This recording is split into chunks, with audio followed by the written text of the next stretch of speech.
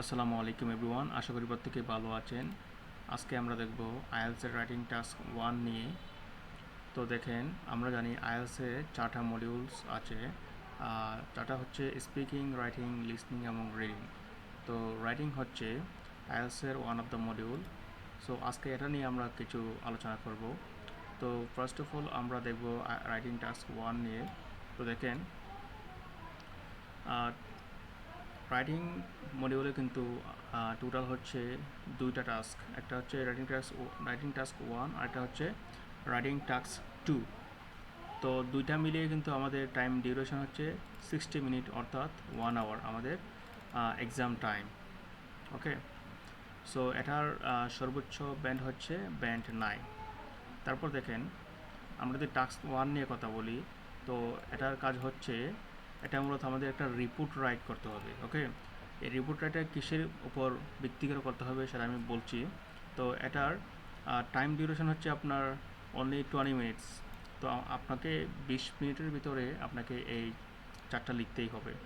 তারপর এটার word limit হচ্ছে 150। আপনাকে মিনিমাম 150 ওয়ার্ডে এটা কমপ্লিট করতে হবে। এটা প্লাস করলে আপনার মার্কে কোনো ইফেক্ট পড়বে না। সো আপনাকে অবশ্যই 150 ওয়ার্ডে লিখতে হবে। তারপর দেখেন, রাইটিং টাস্ক 1-এ কিন্তু 7 ধরনের কোয়েশ্চন থাকে, যেমন bar chart, pie chart, table, line, 2 different chart অর্থাৎ, এবং ডায়াগ্রাম থাকতে পারে। এটার কিন্তু আপনার সর্বোচ্চ ব্যান্ড হচ্ছে 9। ওকে, তো দেখেন আমরা কিভাবে রাইটিং টাস্ক 1 আমরা লিখতে পারি। অর্থাৎ আমরা রাইটিং টাস্ক 1-এ কিন্তু আমরা তিনটা ভাগে লিখতে হবে। একটা হচ্ছে ইন্ট্রোডাকশন, আরেকটা হচ্ছে ওভারভিউ, আরেকটা হচ্ছে আপনার বডি প্যারাগ্রাফ 1, এবং আরেকটা হচ্ছে প্যারাগ্রাফ 2। অর্থাৎ আমাদের 4টা সেকশন এটা লিখতে হবে, রাইট? তো আজকে আমরা দেখব ইন্ট্রোডাকশন কীভাবে লিখতে হয়। তো ফার্স্ট অফ অল আমাদের ইন্ট্রোডাকশনটাকে আমাদের প্যারাফ্রেজ করতে হবে সিনোনিম ইউজ করে। তো আমি এখানে শো করেছি যে rewrite the statement with paraphrase and synonyms, অর্থাৎ আমাদের প্যারাফ্রেজ এবং সিনোনিম ইউজ করে আমাদের ইন্ট্রোটা কমপ্লিট করতে হবে। ওকে, তো এই সেকশনটা আমি পরে আলোচনা করছি। তো আমরা প্রথমেই কোয়েশ্চেনে চলে যাই। তো এখানে দেখা যাচ্ছে একটা কোয়েশ্চেন আছে, the pie charts below show the comparison of different kind of energy production of France in 2 years. এটা কোন ধরনের গ্রাফ সবাই চিনতে পারছেন আশা করি। এটা হচ্ছে একটা পাই চার্ট। ওকে, তো পাই গ্রাফ আমরা বলতে পারি। তো এখানে দুইটা ইয়ার দেওয়া আছে, একটা হচ্ছে 1995, একটা হচ্ছে 2005। অর্থাৎ এই দুইটা সালের ভিতরে এনার্জি প্রোডাকশন কত হয়েছে সেটা নিয়ে আমরা আলোচনা করব, রাইট? তো আমরা কীভাবে ইন্ট্রোটা শুরু করতে পারি আমরা এখন দেখব।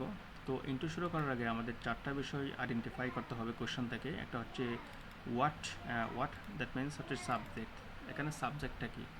তো আমরা সাবজেক্টটা যদি আইডেন্টিফাই করি, তো দেখেন এখানে আমরা কী নিয়ে মূলত কথা বলছি, কম্প্যারিজন অফ এনার্জি প্রোডাকশন, অর্থাৎ এনার্জি প্রোডাকশন নিয়ে এখানে কথা বলেছে। তো আমরা এনার্জিকে আমরা এখানে সাবজেক্ট হিসেবে ধরতে পারি। ওকে, তারপর হচ্ছে আমরা সাবজেক্ট কী পেলাম এখানে, এনার্জি, রাইট? দেন হচ্ছে বার্ব। তো আমাদের এখানে বার্বটা আইডেন্টিফাই করতে হবে। তো এখানে বার্ব কী? তো দেখেন, different kind of energy production of France in 2 years, অর্থাৎ প্রোডাকশন। সো এখানে কী করছে, এনার্জি প্রোডাকশন করছে। তো প্রোডাকশনটা আমরা এখানে বার্ব ধরতে পারি।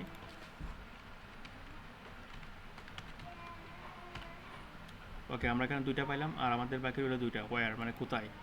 তো কোথায় বলতে এটা কোন জায়গায় হয়েছে, এটা ফ্রান্সে হয়েছে। ওকে, তো আমরা ফ্রান্সকে আমরা ওয়ার ধরতে পারি।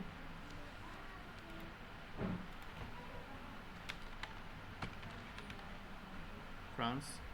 তারপর হচ্ছে ওয়েন মানে কোন সময়, অর্থাৎ টাইম পিরিয়ডটা এখানে বলতে হবে। তাহলে কোন সময় হয়েছে, ইন 2 ইয়ার্স, অর্থাৎ 2 বছরের মধ্যে।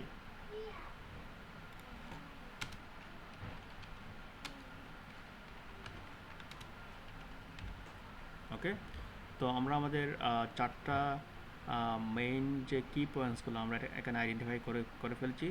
সো এখন আমরা ইন্ট্রোটা স্টার্ট করতে পারি। ওকে, তো লক্ষ্য করেন, আমরা ইন্ট্রো শুরু করার আগে আমরা কী করবো, এখানে কোশ্চেনটাকে কী করবো, আমরা প্যারাফ্রেজ করবো, রাইট? তো আমরা এখানে দেখেন দ্য পাই চার্ট যেভাবে আছে আমরা এভাবে লিখে দেবো এটা।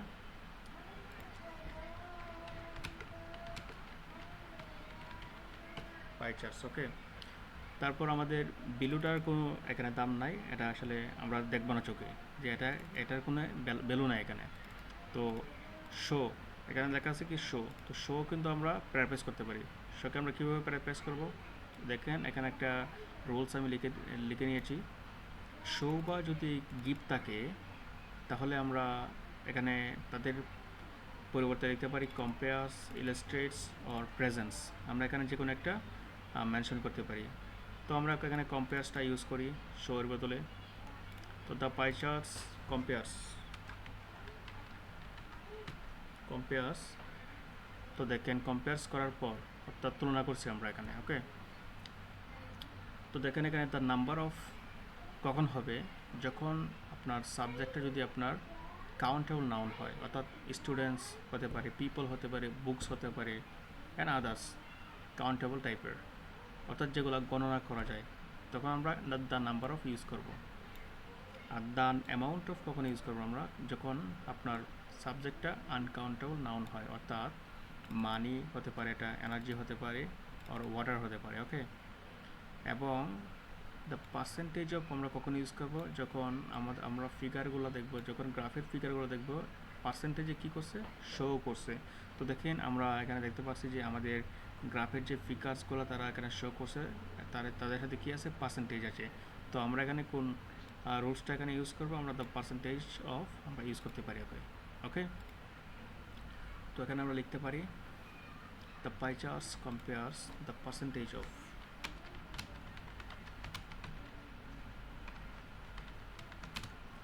দ্য পার্সেন্টেজ অফ কী কম্পেয়ার্স করবো, পার্সেন্টেজ অফ কী হবে, আমাদের সাবজেক্টে লিখতে হবে।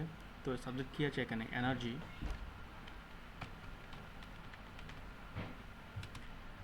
সাবজেক্টের উপর কী হবে, প্রোডাকশন, ওকে, অর্থাৎ ভার্ব হবে।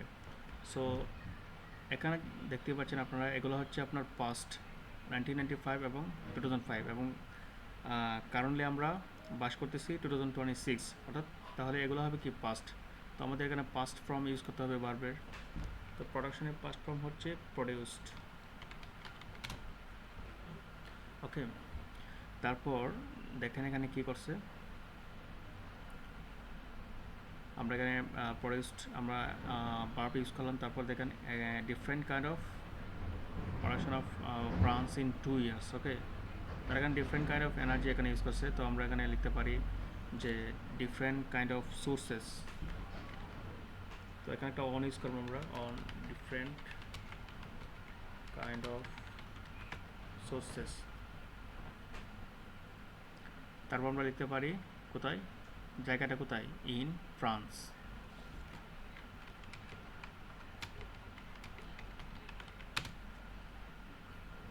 তারপর দেখেন আমাদের টাইম পিরিয়ডটা বলতে হবে, এখানে লেখা আছে ইন 2 years। তো এটাকে যদি আমরা প্যারাফ্রেজ করি তাহলে আমরা লিখতে পারি